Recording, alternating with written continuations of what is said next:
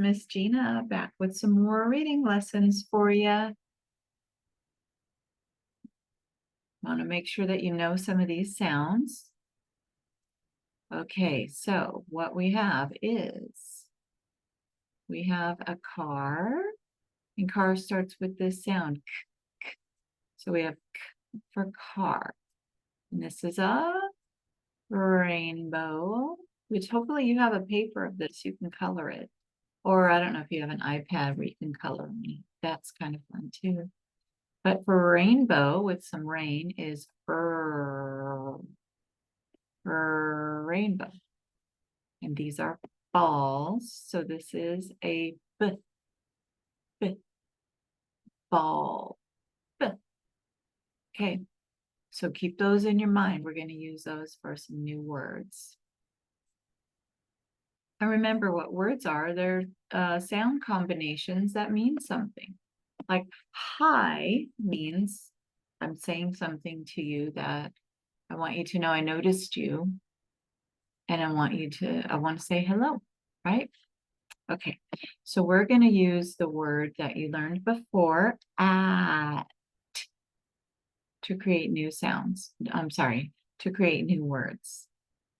Get that out of the way, and we're going to do for rainbow. Rat. Rat. Let's put that together. Rat. You know what a rat is? Yes, it's an animal. Usually they have really long tails. Okay, next one. Here's at again, and we're going to start with b or ball. B, at. B, at. That's not very smooth, is it? Let's restart. Bat. How's that sound? Better? Bat. Bat.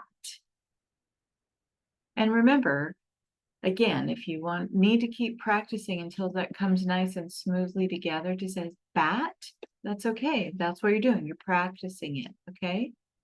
But you don't have to do it forever. Maybe 3 times at one time is plenty of practice. You'll get it.